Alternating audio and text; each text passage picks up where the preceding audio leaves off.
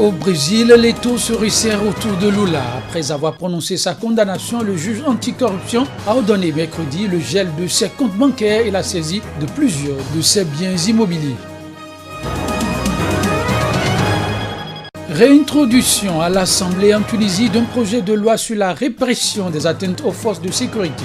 Une dizaine d'associations locales et internationales dénoncent un projet de loi liberticide. En Côte d'Ivoire, des centaines de coups de feu ont été tirés à Abidjan dans la nuit du mercredi à jeudi. L'incident survenu quelques jours avant les Jeux de la francophonie est attribué aux membres des forces de sécurité en colère.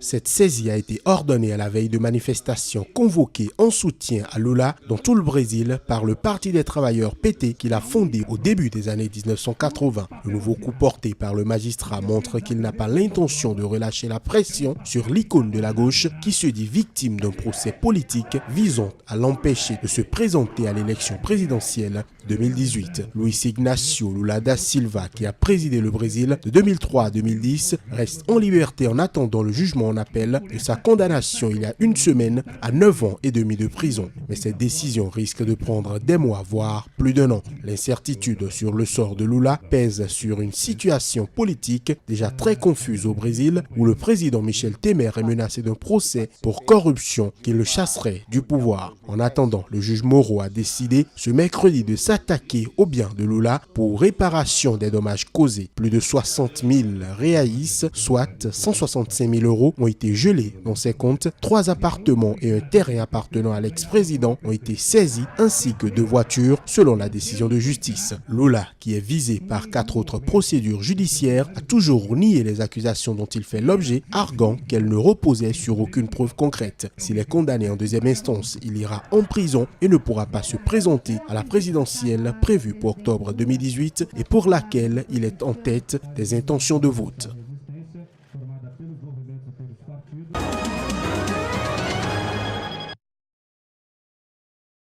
Élaboré en 2015 puis mis de côté face aux critiques, le projet de loi visant à protéger les forces de sécurité, actuellement examiné par une commission parlementaire tunisienne, est réapparu récemment après la mort d'un policier brûlé par des cocktails Molotov lancés par des protestataires. Le dit projet de loi veut garantir la protection des agents des forces armées contre les agressions menaçant leur sécurité et leur vie afin de garantir la stabilité de la société tout entière. Mais selon plusieurs ONG, le projet de loi pourrait, en criminalisant la divulgation de secrets liés à la sûreté nationale, menacer le travail des journalistes, des défenseurs des droits humains et des lanceurs d'alerte.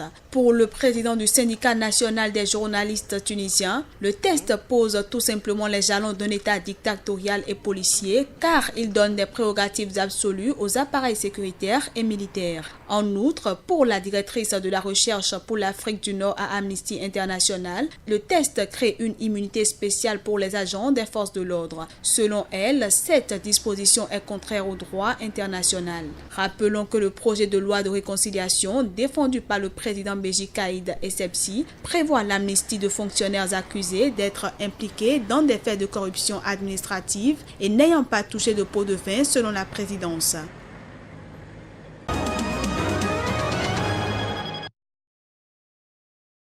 À l'école de police, des hommes armés de fusils ont pointé leurs armes sur les voitures qui passaient et se sont emparés de plusieurs véhicules, selon un journaliste. Ce sont des policiers cagoulés avec des gilets pare-balles, a témoigné un chauffeur de taxi, Dirasuba Adama, qui s'est fait braquer son véhicule. Des tirs ont été entendus par la suite vers minuit et demi à Yopougon, selon un habitant de cette commune. Aucun tir n'a en revanche été signalé au camp militaire du plateau qui abrite l'état-major des armées, ni au camp d'Akwedo à Cocody qui avaient été les 2 épicentres des mutineries de militaires en janvier et en mai. Des incidents qui surviennent quelques heures après un remaniement ministériel annoncé mercredi midi et la nomination de nouveaux ministres de la Défense. Sont nommés ministre d'État, ministre de la Défense, M.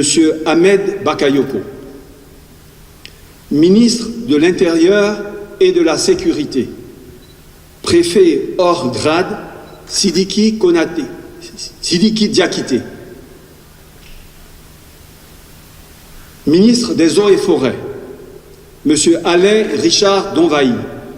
Perçu comme un possible dauphin du président Alassane Ouattara, Ahmed Bakayoko, qui a su se montrer meneur d'hommes à l'intérieur, quitte son poste pour la défense avec rang de ministre d'État. Dans sa première déclaration publique, Bakayoko a promis de s'engager avec détermination et fermeté à la reconstruction de l'armée secouée par des mutineries depuis le début de l'année. C'est un défi majeur et une attente des Ivoiriens, a-t-il estimé, ajoutant qu'il comptait venir au contact des troupes pour apporter des réponses aux demandes d'amélioration des conditions de vie et de travail, mais aussi pour exiger de la discipline. Les derniers incidents dans l'armée remontent au week-end dernier. 3 soldats avaient été tués dans la nuit de vendredi à samedi dans des tirs dans un camp militaire de Korogo, grande ville du Nord. Ce remaniement intervient alors qu'Abidjan accueille, à partir de vendredi, les 8e Jeux de la francophonie et quelques 4000 athlètes et artistes ainsi que de nombreuses personnalités sont attendus pendant 10 jours.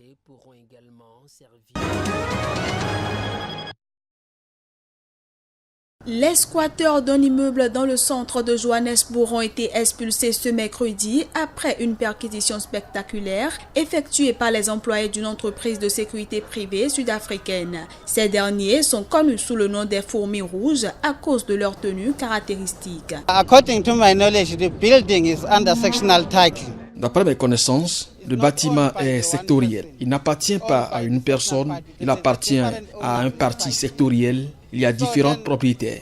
Donc, celui qui nous expulse n'a même jamais acheté le bâtiment. He never even bought the building. They cut my trousers. Ils ont coupé mon pantalon avec un couteau, pris mon portefeuille qui se trouvait à l'intérieur, avec mes cartes de crédit, tout mon permis, tout. Everything. I'm very angry. Je suis vraiment en colère. J'ai l'impression qu'il n'y a pas de loi en Afrique du Sud. Comment la loi ne peut-elle pas protéger ses propres citoyens? Parce que maintenant, nous sommes vulnérables. On n'a nulle part où aller et puis on nous vole l'argent qu'il nous restait. Donc, on ne peut pas aller chercher un autre logement.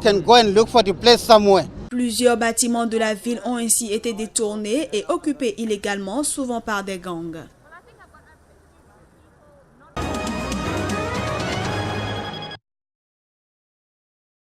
Formée de coureurs qui pour certains se connaissaient déjà en Érythrée, l'équipe de réfugiés érythréens a été assemblée à partir de 2015 à Addis Abeba par un entraîneur basé dans la capitale éthiopienne. L'équipe dont fait partie Daniel a pour objectif de participer en août au Tour Meles Zenawi, seule course éthiopienne officiellement reconnue par l'Union cycliste internationale.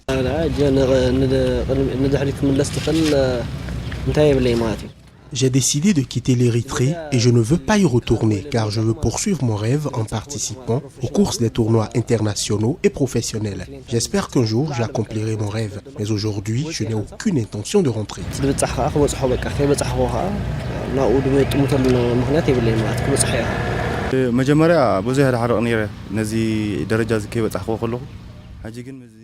Mon statut de réfugié me met en colère, car en tant que réfugié, je ne peux pas participer aux courses sur le plan international. Mais nous travaillons avec le HCR, ils nous donnent de l'espoir et nous ont promis de nous aider à participer aux tournois internationaux. Nous travaillons dur pour réaliser notre rêve.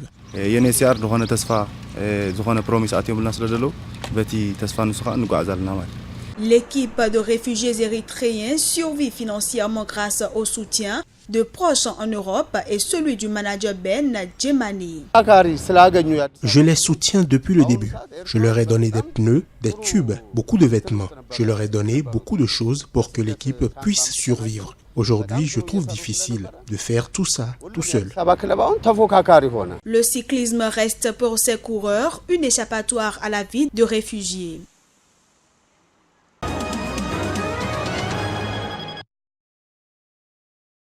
Le sénateur américain John McCain, 80 ans, a un cancer du cerveau. La tumeur a été découverte à la suite d'une intervention vendredi dernier alors qu'il se faisait retirer un caillot de sang au-dessus de son œil gauche. À l'aide de prélèvements, ces médecins ont identifié une tumeur maligne qui nécessitera de la chimiothérapie ou une radiothérapie. John McCain n'en est pas à son premier cancer. Il avait déjà souffert de mélanome dans les années 1990 et 2000 dont il s'était remis. Son âge et son état de santé avaient été un sujet de la campagne présidentielle de 2008, lors de laquelle il avait été battu par Barack Obama. Et parlant de ce dernier, l'ancien président démocrate a été l'un des premiers à réagir au diagnostic parmi des centaines de témoignages de sympathie et de prières. Quant à Donald Trump, avec qui les relations étaient tendues, il a déclaré que le sénateur avait toujours été un combattant. De tous les bords de la classe politique, anciens adversaires comme amis, les messages ont ainsi afflué toute la soirée de mercredi quand la nouvelle du diagnostic s'est répandue comme une traînée de poudre. Politiquement, son absence forcée pose un problème à la majorité du Sénat. Au Congrès, les parlementaires doivent impérativement voter en personne.